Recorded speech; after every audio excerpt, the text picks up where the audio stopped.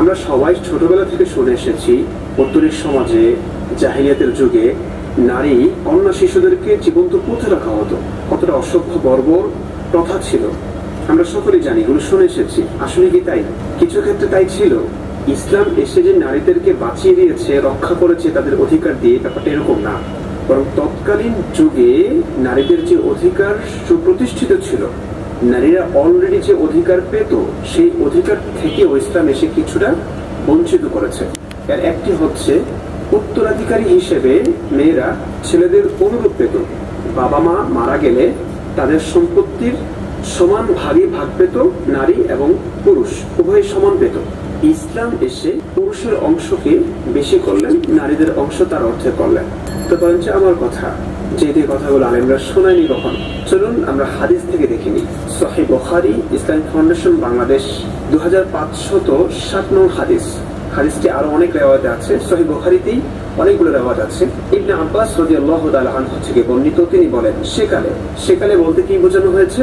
জাহিলিয়াতের যুগে, ইসলাম পূর্ব যুগে, প্রাক ইসলামিক যুগে অথবা প্রথম দিকে উত্তরাধিকারী হিসেবে সম্পদ পেত সন্তান আর পিতামাতার জন্য ছিল ওসিয়ত। এরপর আল্লাহ তাআলা তার পছন্দ মোতাবেক এই বিধান রহিত করে ছেলের অংশ মেয়ের দ্বিগুণ, পিতামাতা প্রত্যেকের জন্য 1/6 স্ত্রীর জন্য যদি সন্তান থাকে 1/8, না থাকলে 1/4, স্বামীর জন্য সন্তান না থাকলে অর্ধেক, সন্তান থাকলে 1/4 নির্ধারণ করে। হাদিসটি সহিহ, ইবনে আব্বাস রাদিয়াল্লাহু তাআলা আনহু থেকে বর্ণিত। কি বুঝলেন? ইসলাম এসে নারীদের অধিকারকে উন্নত করেছে, সমুন্নত করেছে, নাকি ক্ষুণ্ণ করেছে? ক্ষুণ্ণ করেছে, শুধু বাঁচিয়ে রেখেছে ভোগ করবার জন্য। আসসালামু আলাইকুম ওয়া রাহমাতুল্লাহি ওয়া বারাকাতুহু। প্রিয় দর্শক মণ্ডলী, এতক্ষণ পর্যন্ত আপনারা ইমরান বিন মুশির নামক এই মুরতাদ এবং কাফেরের কিছু বক্তব্য শুনেছেন। সে ইসলামের ব্যাপারে চরম মিথ্যাচার করেছে। সে দুটো বিষয় এখানে উল্লেখ করেছে। নাম্বার 1, সে দাবি করেছে যে জাহিলি যুগে কন্যা সন্তানদেরকে জীবন্ত প্রথিত করা হতো। প্রথমে সে এটাকে ডিনাই করতে চেয়েছিল, পরক্ষণে সে বলেছে হ্যাঁ কিছুটা এটা ছিল। সে পরবর্তীতে বলেছে যে কন্যা সন্তানদের এই যে চরম দুরবস্থা ছিল, এখান থেকে কন্যা সন্তানদেরকে, নারীদেরকে উদ্ধার করার জন্য ইসলাম তেমন কোনো পদক্ষেপ গ্রহণ করেনি। দ্বিতীয়ত সে বলেছে যে জাহিলি যুগে নারীদের যে অধিকার ছিল, কন্যাদের যে অধিকার ছিল, ইসলাম এসে সে অধিকার নাকি আরও ক্ষুণ্ণ করেছে বলে সে দাবি করেছে। সে একটি উদাহরণ এখানে দিয়েছে যে মেরাসের ক্ষেত্রে, এবং একটি হাদিস এখানে উল্লেখ করেছে। সে যে ইসলামের ব্যাপারে চরম অজ্ঞ, মূর্খ। আমরা জানি যে সংশয়বাদী যারা, তারা কিছুটা অজ্ঞ হয়, মূর্খ হয়। তা না হলে তো কেউ সংশয়বাদী হয় না। যদি প্রখর মেধা বা বুদ্ধি থাকে তাহলে মানুষ সংশয়বাদী কেন হবে? মানুষ তো কোনো একটা বিষয়ে সিদ্ধান্ত নিতে পারে, কোরআন এবং সুন্নাহ এগুলো সামনে রেখে সে সিদ্ধান্ত গ্রহণ করবে। কিন্তু আমার জানা ছিল না যে সংশয়বাদীরা এতটা জাহেলে মোরাক্কাব হয়। তার চরম মিথ্যাচার এবং তার অজ্ঞতা, চলুন আমরা এক এক করে প্রমাণ দিব ইনশাআল্লাহ। প্রথম সে দাবি করেছে যে জাহেলি যুগে কন্যা সন্তানদেরকে জীবন্ত প্রথিত করা হতো, কবরস্থ করা হতো। এটাকে সে কিছুটা মেনে নিয়েছে, প্রথমে অস্বীকার করার চেষ্টা করেছিল। আমরা প্রথমে কোরআন থেকে দেখি, মহাগ্রন্থ আল কোরআনুল কারীম সূরাতুন নাহল 16 নম্বর সূরার 58, 59 নম্বর আয়াত। এখানে আল্লাহ পাক সেই জাহেলি যুগে কন্যা সন্তানদেরকে জীবন্ত প্রথিত করা হতো তার একটি সচিত্র প্রতিবেদন আল্লাহ পাক এখানে তুলে ধরেছেন। ইরশাদ হয়েছে, ওয়াইদা বুশরা আহাদুহুম বিল উনসা, যখন তাদের কাউকে কন্যা সন্তানের সুসংবাদ দেওয়া হতো। সুবহানাল্লাহ। এখানে কন্যা সন্তানের জন্মটাকেই ইসলাম সুসংবাদ হিসেবে অভিহিত করেছে। এই জায়গা থেকেই বোঝা যায় যে ইসলাম নারীদেরকে কতটা সম্মান দিয়েছে। সুবহানাল্লাহ। যখন তাদের কাউকে কন্যা সন্তানের সংবাদ দেওয়া হতো, তাদের অবস্থাটা কেমন হতো? জল্লা ওয়াজহুহু মুসওয়াদ্দা, তাদের চেহারাটা কালো হয়ে যেত। ওহুয়া কাজিম, মনে হতো সে কোনো মনস্তাবে ক্লিষ্ট, তার ভিতরে খুব যন্ত্রণা, দহন যন্ত্রণা আছে। তাদের অবস্থাটা এমন হতো। ইয়াতাওয়ারা মিনাল কওমি মিন সুই মা বুশরা বি, তাদেরকে যেই সুসংবাদ দেওয়া হতো সেই সুসংবাদের দুঃখের কারণে, অর্থাৎ যদিও এটা সুসংবাদ কিন্তু এর কারণে তারা দুঃখ পেত, যার কারণে তারা কি করতো? ইয়াতাওয়ারা মিনাল কওমি, তারা তাদের কওম থেকে পালিয়ে যেত, দূরে চলে যেত, নিজেদেরকে লুকাতো, গোপন রাখতো। সে চিন্তা করতো আয়ুমসিকুহু আলা হুনিন আম ইয়াদুসুহু ফিত তুরাব আলা সা মা ইয়াহকুমুন। সে চিন্তা করতো যে এই অপমান সহ্য করে কন্যা সন্তান জন্ম নিয়েছে, এটা তো একটা অপমানকর বিষয়, লজ্জাস্কর বিষয়। সে তো যুদ্ধ করতে পারবে না, সে কোনো কিছু উপার্জন করতে পারবে না, সে শুধুমাত্র আমার দারিদ্র্যের কারণ হবে। এই জন্য তারা মনে করতো যে এটি কন্যা সন্তান জন্ম নেওয়া একটা লজ্জাস্কর বিষয়। তার কারণে সে চিন্তা করত এই লজ্জাকে উপেক্ষা করে সে কি কন্যা সন্তানদেরকে জীবন্ত রাখবে, নাকি তাকে ইয়াদুসসুহু ফিত তুরাব, নাকি তাকে মাটির নিচে পুঁতে ফেলবে। আল্লাহ বলছেন আলা সামা ইয়াহকুমুন, তাদের ফয়সালা কতই নিকৃষ্ট।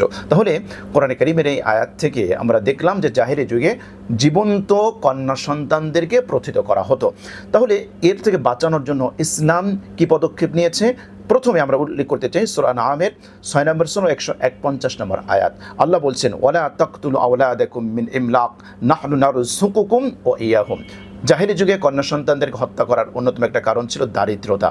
যে কন্যা সন্তান উপার্জন করতে পারে না, যুদ্ধ করতে পারে না, গনিমত লাভ করতে পারে না, শুধুমাত্র সে ভক্ষণ করতে পারে, এটা আমাদের দারিদ্র্যের কারণ হবে। আল্লাহ সুবহানাহু ওয়া তাআলা স্পষ্ট ভাষায় ঘোষণা দিলেন ওয়ালা তাকতুলু আওলাদাকুম মিন ইমলাক, খবরদার খবরদার, দারিদ্র্যের কারণে, দারিদ্র্যের ভয়ে তোমরা তোমাদের সন্তানদেরকে হত্যা করো না। নাহনু নারযুকুকুম ওয়া ইয়াহুম, আমি তোমাদেরকেও রিজিক দেই, তাদেরকেও রিজিক দেব।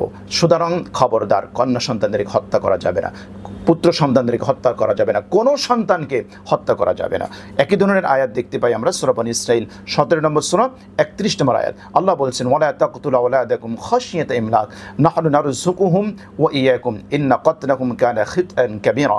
আল্লাহ বলছেন খবরদার, দারিদ্রতার ভয়ে তোমরা তোমাদের সন্তানদেরকে হত্যা করো না, আমি তাদেরকেও রিজিক দেই, তোমাদেরকেও রিজিক দেই।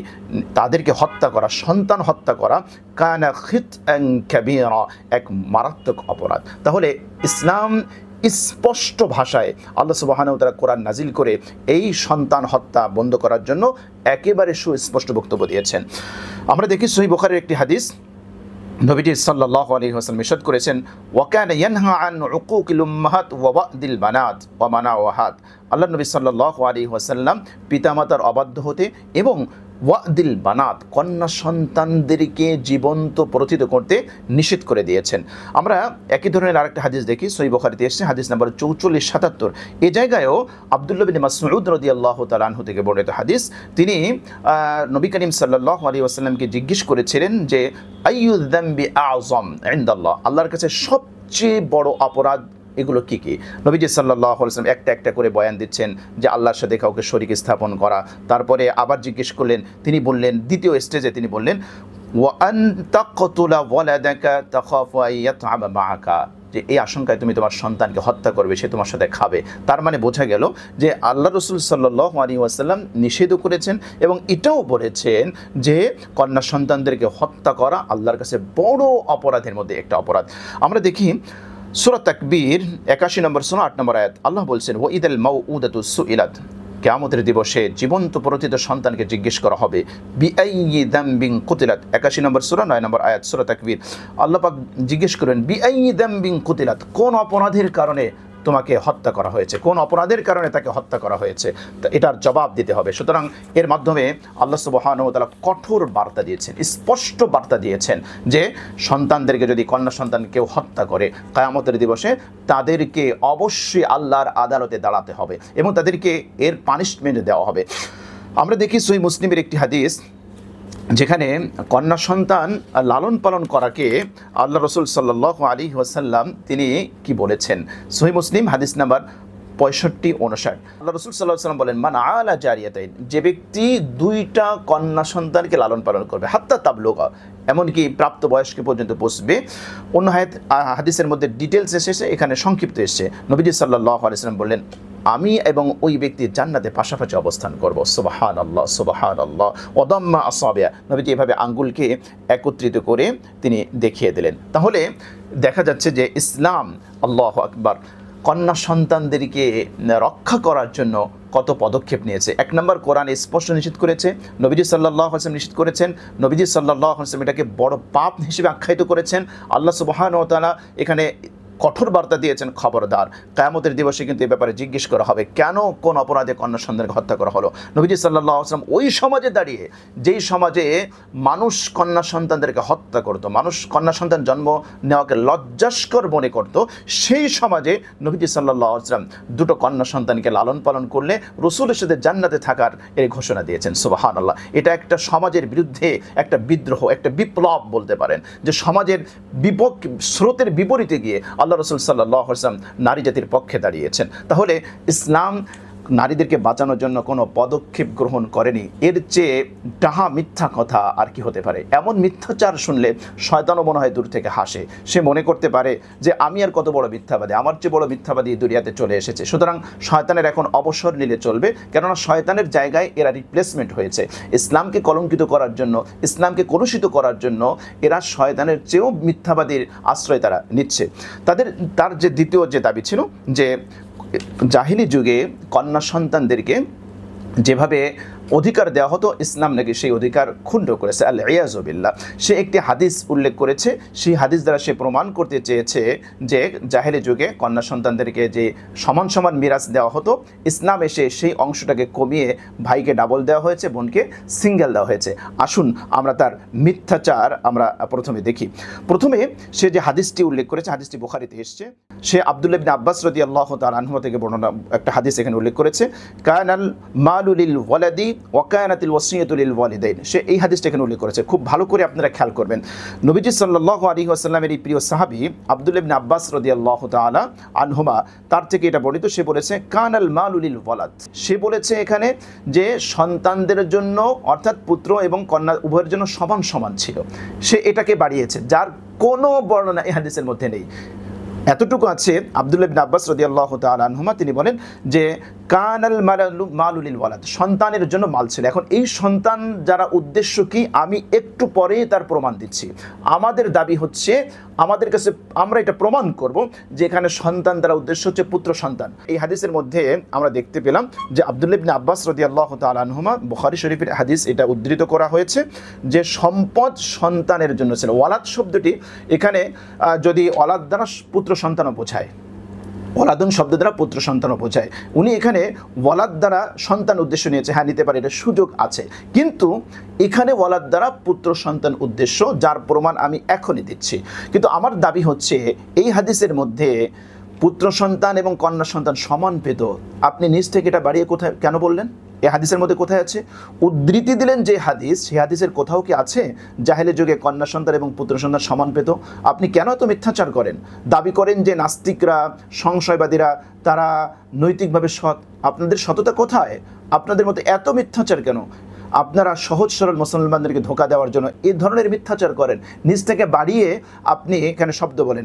এতটুকু এখানে আছে যে সম্পদ লিল ওয়ালাদ, সন্তানের জন্য ছিল। হ্যাঁ, এতটুকু মেনে নিলাম যে সন্তানের জন্য ছিল, কিন্তু ছেলে সমান পেত, মেয়ে সমান পেত, এটা কোথায় আছে? কোন জায়গায় হাদিসের মধ্যে আছে? কোথাও নেই। তাহলে আপনি এত ডাহা মিথ্যা কথা বললেন। এবার আসুন আমরা দেখি কানাল মালু লিল ওয়ালাদ, এখানে ওয়ালাদ দ্বারা পুত্র সন্তান উদ্দেশ্য। আরে জাহেলি যুগে তো ছোট পুত্র সন্তান, বাবা যদি মারা গিয়েছে, কোনো পুত্র সন্তান যদি ছোট থাকতো, ছেলে সন্তান, তাকেও সম্পদ দেওয়া হতো না। কন্যা সন্তান তো অনেক পরের কথা।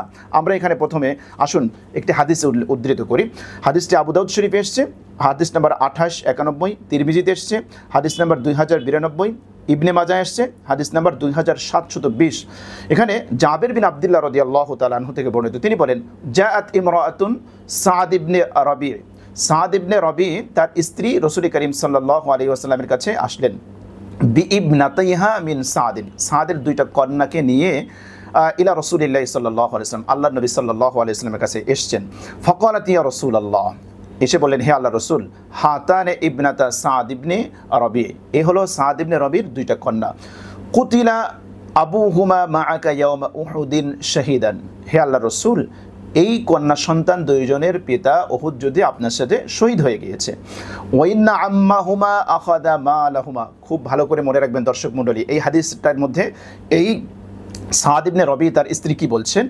ওয়াইন্না আম্মাহুমা আখাদা মালাহুমা, এই দুই কন্যা সন্তানের চাচা সাদ ইবনে রবির সমস্ত সম্পদ নিয়ে গিয়েছে। ফালাম ইয়াদা আলাহুমা মালান, এই সন্তানদের জন্য কোনো মাল, কোনো সম্পদ কিচ্ছু রেখে যায়নি, সব সম্পদ নিয়ে গিয়েছে। এই মহিলা আরও বললেন হে আল্লাহ রসুল, আমি একেবারে শব্দ শব্দ তর্জমা করছি না, এখানে অনেক লম্বা হয়ে যাবে। আল্লাহ রসুল সাল্লাল্লাহু আলাইহি ওয়াসাল্লামকে বললেন হে আল্লাহ রসুল, এই কন্যা সন্তানদেরকে যদি সম্পদ না থাকে তাহলে কিভাবে তাদেরকে আমরা বিয়ে দিতে পারি, কিভাবে লালন পালন করতে পারি? ক্বালা ইয়াকদিল্লাহু ফি যালিকা, নবীজি সাল্লাল্লাহু আলাইহি ওয়াসাল্লাম বললেন ইয়াকদিল্লাহু ফি যালিকা, আল্লাহ এ ব্যাপারে ফয়সালা দিবেন। তার মানে হচ্ছে জাহেলি যুগে কন্যা সন্তানদেরকে সম্পদ দেওয়া হতো না, এটা ছিল ওই সময়ের রেওয়াজ। ওই সময়ের এটা ছিল তাদের একটা সামাজিক একটা কালচার। এজন্য নবীজি তৎক্ষণাৎ এটা বলতে পারেন নাই বা বলেন নাই যে কেন সম্পদ নিয়ে গিয়েছে, আমি এখনই দেখছি বিষয়টা। যেহেতু ওই সময়ের আওয়াজ এটা ছিল কন্যা সন্তানদেরকে সম্পদ দেওয়া হতো না, এই জন্য নবীজি বললেন ইয়াকদিল্লাহু ফি যালিকা, এ ব্যাপারে আল্লাহ ফয়সালা দিবেন। ফানাজালাত আয়াতুল মিরাসি, এরপরে এই সময়ে আল্লাহ রাব্বুল আলামিন মিরাসের আয়াত নাজিল করলেন। তাহলে আমরা দেখতে পেলাম যে মিরাসের আয়াত নাজিল হওয়ার পূর্বে জাহিলি যুগে কন্যা সন্তানদেরকে সম্পদ দেওয়া হতো না, যেটা সাদ ইবনে রবি তিনি উহুদ যুদ্ধে শহীদ হয়েছেন রসুলের সাথে, তার ভাই তার সমুদায় সম্পদ এসে দখল করেছে। যখন মিরাসের আয়াত নাজিল হলো, ফাবাআত রাসূলুল্লাহ সাল্লাল্লাহু আলাইহি ওয়াসাল্লাম ইলা আম্মিহিমা, আল্লাহ নবী সাল্লাল্লাহু আলাইহি ওয়াসাল্লাম এই দুই মেয়ের চাচাকে ডেকে পাঠালেন। ফকালা আতি ইবনাতাই সাদিন আস-সুলুসাইন, তিনি বললেন এই দুই মেয়েকে, দুই কন্যাকে কোরআনের বিধান অনুযায়ী 2/3 টোটাল সম্পদের 2/3 প্রদান করো। তাহলে এই হাদিস সুস্পষ্ট হাদিস, সহিহ হাদিস, যেখানে আমরা দেখতে পেলাম যে মিরাসের আয়াত নাজিল হওয়ার পূর্বে কন্যা সন্তানদেরকে সম্পত্তি দেওয়া হতো না। আর এই মিথ্যাবাদী, চরম মিথ্যাবাদী, সে দাবি করলো যে জাহিলি যুগে নাকি কন্যা সন্তান এবং পুত্র সন্তানদেরকে সমান সমান দেওয়া হতো, ইসলাম এসে কন্যা সন্তানদের অংশকে হ্রাস করেছে। ইয়া আল্লাহ আজাব, এটা কেমন মিথ্যাচার, কেমন ধোঁকাবাজি। মহাগ্রন্থ আল কোরআন কারীমে সূরা নিসার 4 নম্বর সূরা 7 নম্বর আয়াত, এখানে আল্লাহ পাক বলছেন লিরিজালি নাসিবুম মিম্মা তারাকাল ওয়ালিদাইনি ওয়াল আকরাবুন, পিতামাতা এবং নিকট আত্মীয়রা যে সম্পদ রেখে যাবে সেখান থেকে পুরুষের জন্য অংশ রয়েছে। ওয়ালিন নিসাই নাসিবুম মিম্মা তারাকাল ওয়ালিদাইনি ওয়াল আকরাবুন, ঠিক একইভাবে পিতামাতা এবং নিকটাত্মীয়রা যে সম্পদ রেখে যাবে সেখান থেকে নারীর অংশ আছে। এই যে আয়াতটা, এই আয়াতের অবতরণের প্রেক্ষাপটটা আমরা তাফসির ইবনে কাসির থেকে আমরা উল্লেখ করছি, ইসলামিক ফাউন্ডেশন 2য় খণ্ড 748 পৃষ্ঠা থেকে আমরা এখানে এই আয়াতের ব্যাখ্যা এখানে কোট করছি, একেবারে হুবহু আমি পড়ে শোনাই। সাঈদ ইবনে জুবাইর ও কাতাদা বলেন, মুশরিকদের মধ্যে প্রথা ছিল যে পিতার বড় ছেলে পৈতৃক সম্পত্তির অধিকারী হইত এবং তাহার ছোট ছেলেমেয়েরা পিতৃ সম্পত্তির কোনো অংশ পাইত না। খুব ভালো করে মনে রাখবেন, আমি আবারও বলি, আবারও শোনাই।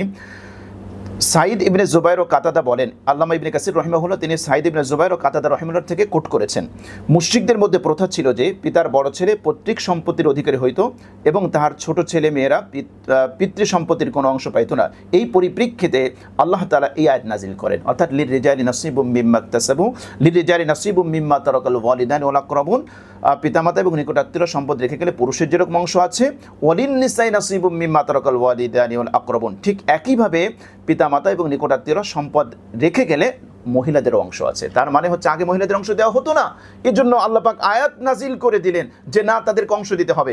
আর এই মিথ্যাবাদী সে কিভাবে মিথ্যাচার করলো যে জাহেলি যুগে কন্যা সন্তান এবং পুত্র সন্তানদেরকে সমান দেওয়া হতো, ইসলাম এসে সে অধিকার ক্ষুণ্ণ করেছে। কি আশ্চর্য বিষয়, কি ধরনের মিথ্যাচার! আর এই ধরনের মিথ্যাচার গলদকরণ করার জন্য এক শ্রেণীর মানুষ তৈরি হয়েছে।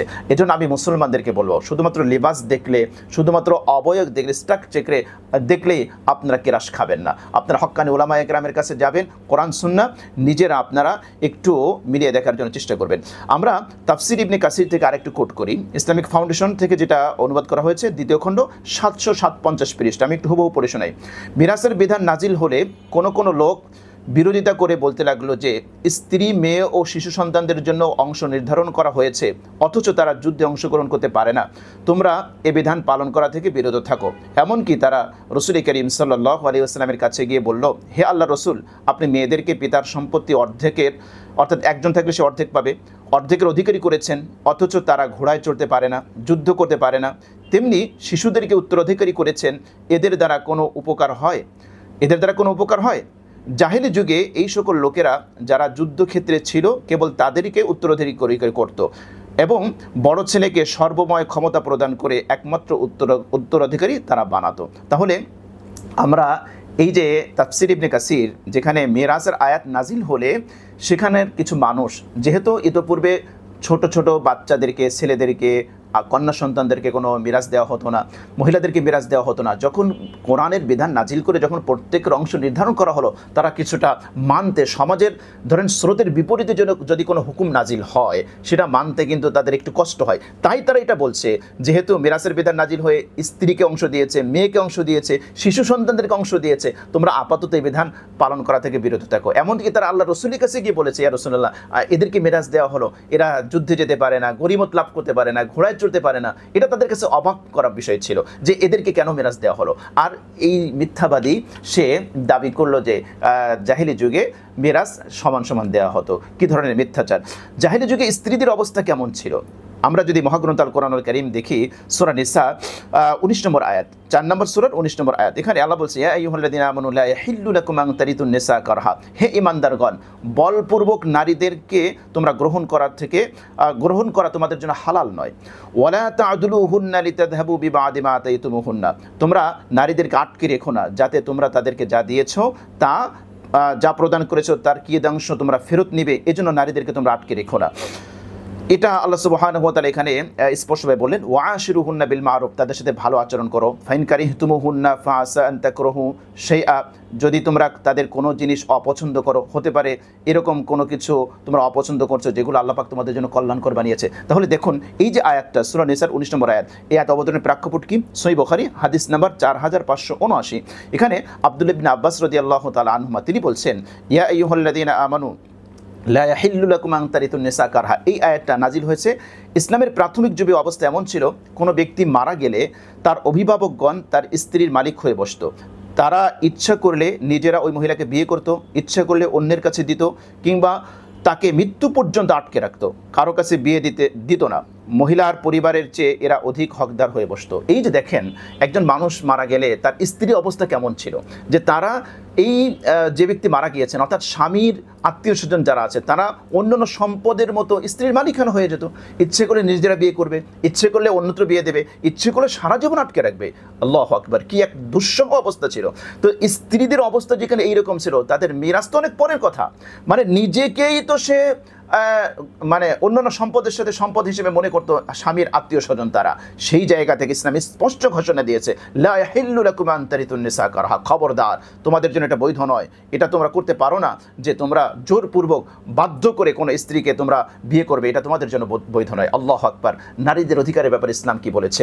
আমরা ভিন্ন টপিক নিয়ে আলোচনা করব যে ইসলাম নারীকে যে অধিকার দিয়েছে, পৃথিবীর কোনো মত, কোনো পদ, কোনো ইজম সে অধিকারের ধারে কাছেও নেই। অথচ আমরা দেখি ইসলাম বিদ্বেষীরা কিভাবে ইসলামের বিরুদ্ধে মিথ্যাচার করে প্রোপাগান্ডা ছড়িয়ে যারা ইসলামকে কলঙ্কিত করতে চায়। এজন্য প্রিয় দর্শক মণ্ডলী, আমরা যেন এদের কথায় বিভ্রান্ত না হই। আমরা হক্কানি উলামায়ে কেরামের কাছে যাব, অথবা কোরআন হাদিস আমরা নিজে বোঝার চেষ্টা করব। আল্লাহ সুবহানাহু ওয়া তাআলা আমাদের সকল প্রকার ফিতনা ফাসাদ থেকে হেফাজত করুন, আমিন। আসসালামু আলাইকুম ওয়া রাহমাতুল্লাহি ওয়া বারাকাতুহু।